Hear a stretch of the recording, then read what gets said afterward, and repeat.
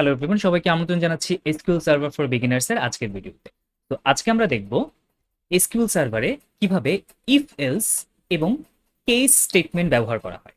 So ফার্স্টে দেখি if, else if বা এলস আমরা কিভাবে ব্যবহার করি। মূলত আমরা যারা প্রোগ্রামিং এর সাথে পরিচিত আছি তারা জানি যে যে কোনো ল্যাঙ্গুয়েজে সব থেকে বেসিক কন্ডিশনাল জিনিস হলো ইফ স্টেটমেন্ট। অর্থাৎ ইফ স্টেটমেন্ট কি করে, ইফ বাংলায় যেরকম আমরা বলি যে যদি এটা হয় তাহলে তুমি ওইটা করো।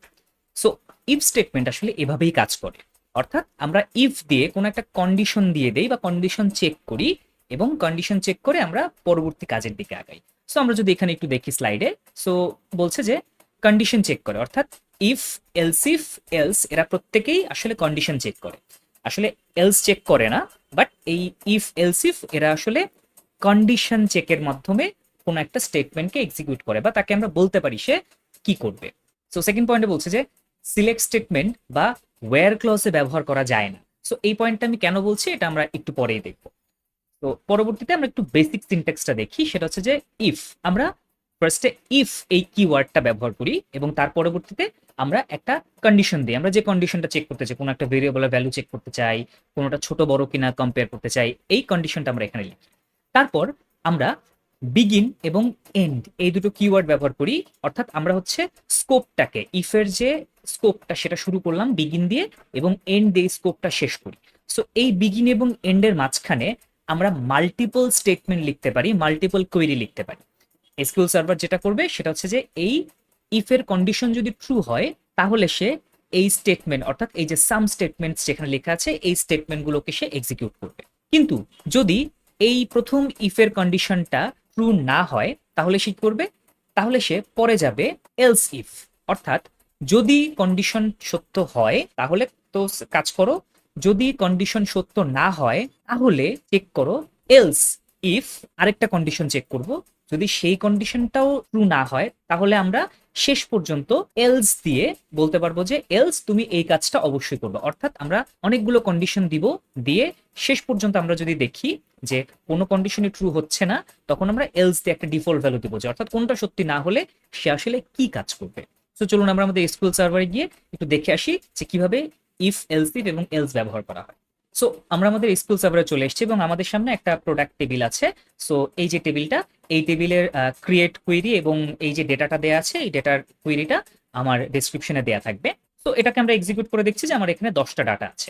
এখন আমরা এখানে ইফ এলস কিভাবে কাজ করতে পারি। ধরুন আমাদের সিস্টেমটা এরকম, আমাদের কাছে কোনো একটা ভেরিয়েবল আসবে, ভেরিয়েবলে একটা ভ্যালু আসবে, সেটা 1 2 বা 3 হতে পারে। তাহলে 1 2 আর 3 দিয়ে আসলে কি বোঝায়, আমরা ধরে নেই আমাদের সিস্টেমে 1 মানে আসলে লজিটেক বুঝায়, 2 মানে আসলে স্যামসাং এবং 3 মানে আসলে অ্যাপল বুঝায়। অর্থাৎ ব্যাকএন্ড থেকে আমাকে কোনো একটা ব্র্যান্ডের নাম না দিয়ে 1 2 3 এই ডাটাগুলো পাঠানো হয়। আমাকে যে আইডিটা পাঠানো হবে আমাকে শুধুমাত্র সেই ব্র্যান্ডের প্রোডাক্টগুলোই দেখাতে হবে। সো আমরা এখন একটা ভেরিয়েবল ডিক্লেয়ার করি। আমরা ভেরিয়েবল ডিক্লেয়ার করার জন্য ডিক্লেয়ার কিওয়ার্ডটা ব্যবহার করি এবং @ দিয়ে আমরা এটার নামটা দিই, ভেরিয়েবলের নামটা দিই এবং তারপরে সেটা কি টাইপের হবে, আমাদের এখানে সবগুলো সংখ্যা হবে, নিউমেরিক, তাই আমি এটা দিয়ে দিচ্ছি। তো ব্র্যান্ড নেম এবং এটা ইকুয়ালস টু আমি ধরে নিচ্ছি 1, মানে আমি একটা হার্ড কোডের ভ্যালু বসিয়ে দিচ্ছি। এখন এই যে ব্র্যান্ড আইডি এটার উপর ডিপেন্ড করে আমরা আসলে স্টেটমেন্ট জেনারেট করব কিভাবে। সো আমরা লিখব ইফ ব্র্যান্ড আইডি যদি 1 হয় তাহলে আমরা কি করব, আমাদের বিগিন এবং এন্ড আমরা লিখে রাখি। তো এর মাঝে আমরা এই যে আমার এখানে সিলেক্ট কোয়েরিটা আছে, আমরা এই সিলেক্ট কোয়েরিটা এক্সিকিউট করব।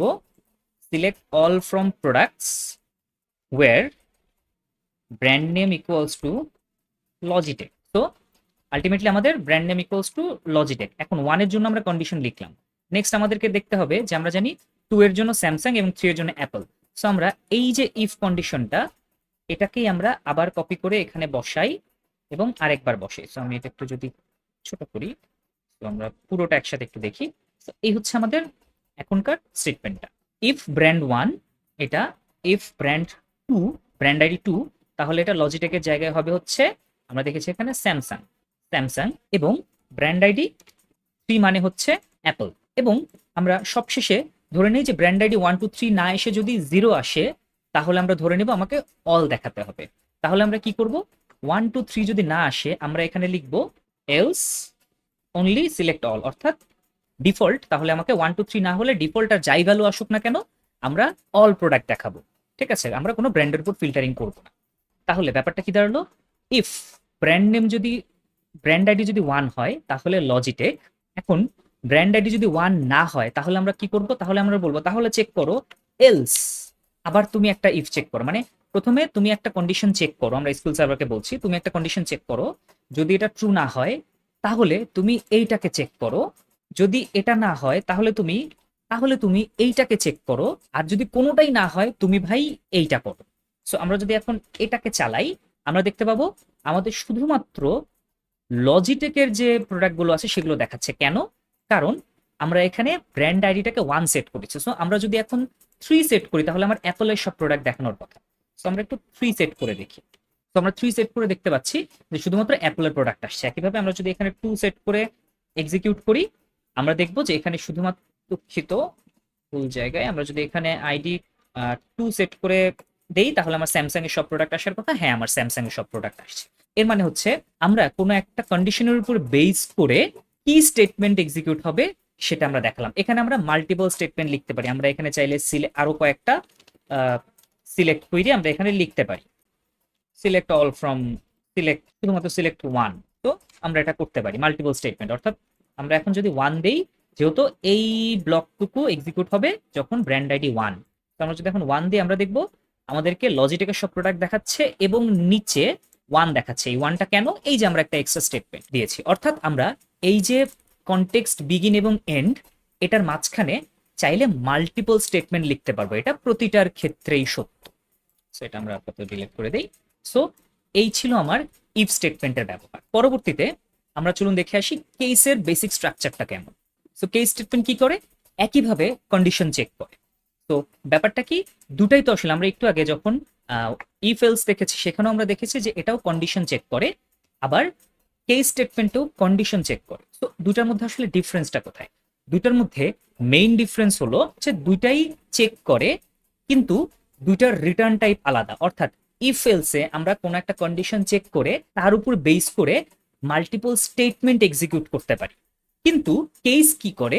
কেস হচ্ছে একটা কন্ডিশন চেক করে করে শুধুমাত্র একটা সিঙ্গেল ভ্যালু রিটার্ন করে। অর্থাৎ দুইটার মধ্যে বেসিক ডিফারেন্সটা কোথায়?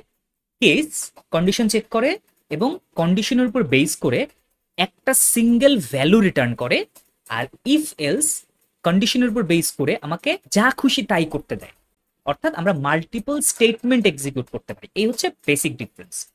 সো সিলেক্ট স্টেটমেন্ট বা ওয়্যার ক্লজে ব্যবহার করা যায়।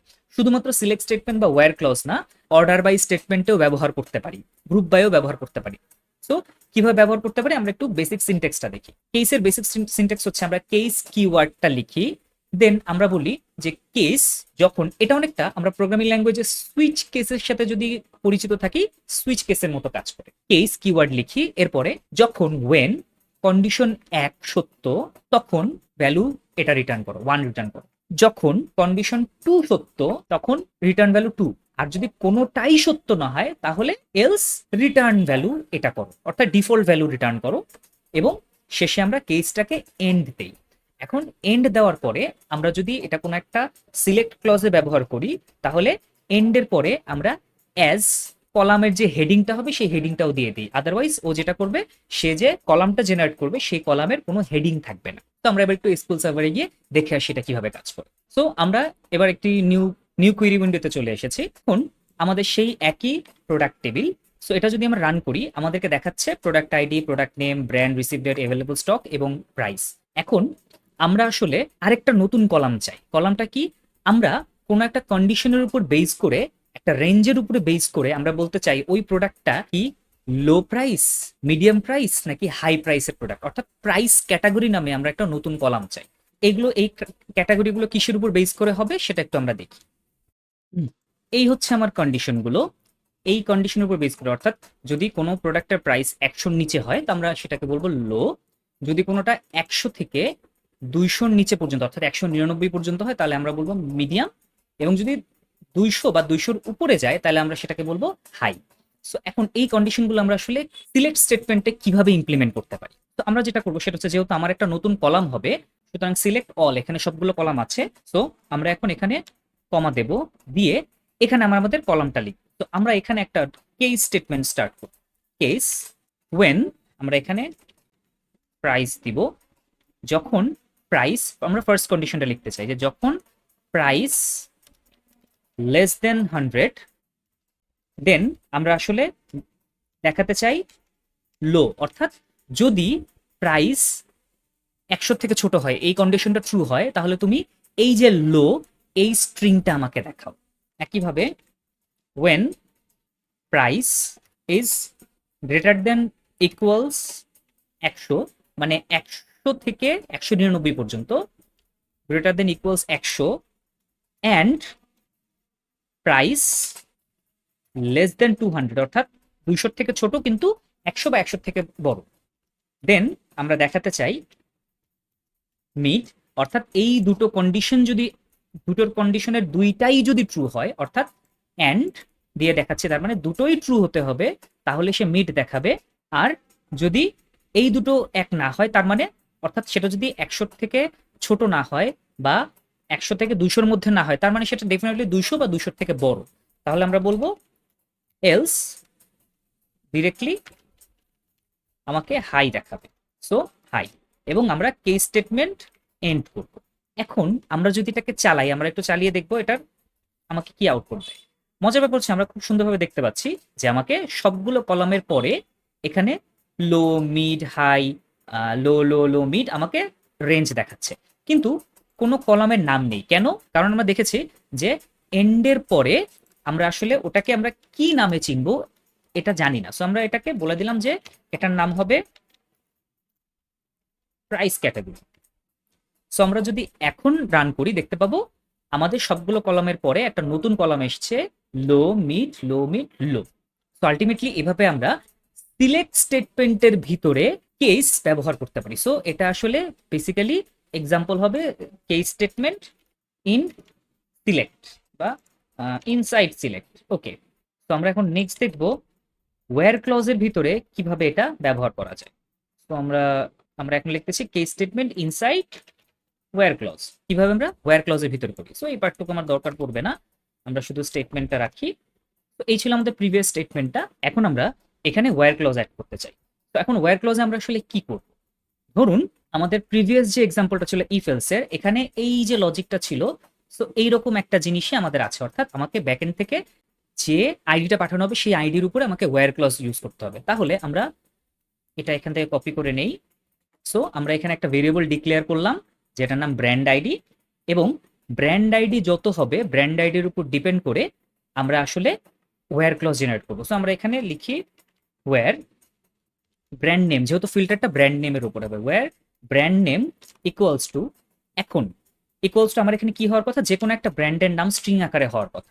মজার বিষয় হচ্ছে আমরা এখানে কেস স্টেটমেন্ট দিয়ে একটা স্ট্রিং রিটার্ন করার মতো কাজ করব। কিভাবে? ওয়্যার, এরপর আমরা এখানে একটা কেস স্টেটমেন্ট লিখব, কেস নিচে নামাই, ওয়েন আমার ব্র্যান্ড আইডি যদি কখনো 1 হয় তাহলে আমাকে রিটার্ন করতে হবে কি, লজিটেক। একইভাবে আমরা এটাকে কপি করে নেই, ব্র্যান্ড আইডি যখন আমার 2 হবে আমাকে রিটার্ন করতে হবে কি, স্যামসাং, অ্যান্ড ব্র্যান্ড আইডি যদি 3 হয় আমাকে রিটার্ন করতে হবে অ্যাপল। ওকে, সো এই অবস্থায় আমরা এখন সিম্পলি এন্ড দিয়ে দেই। তো আমার এখানে এন্ডের পর আমরা একটু উপরে যেমন এন্ডের পরে অ্যাজ একটা নেম দিয়েছিলাম, এটা আমার লাগবে না। কেন? কারণ আমরা সিলেক্ট ক্লজে নাই, আমরা কোনো একটা কলামকে দেখাচ্ছি না, তাই এন্ডের পর আমার আর কিছু লিখতে হবে না, আমি এটাকে স্টপ করে দিতে পারি।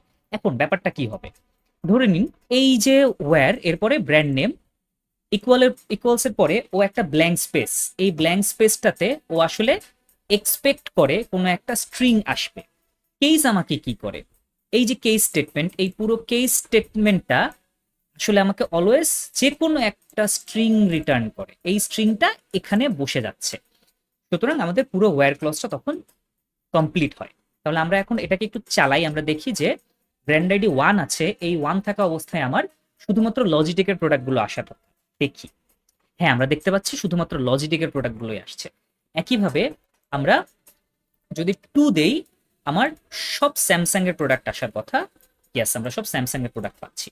সুতরাং এইভাবে আমরা ওয়্যার ক্লজে এবং সিলেক্ট ক্লজে দুইটাতে কেস স্টেটমেন্ট ব্যবহার করে নিজেদের মনের মতো করে ভ্যালু রিটার্ন করতে পারি। তো আজকে এই পর্যন্তই। আশা করছি নেক্সট কোনো একটা ভিডিওতে আবার দেখা হবে। ভালো থাকবেন।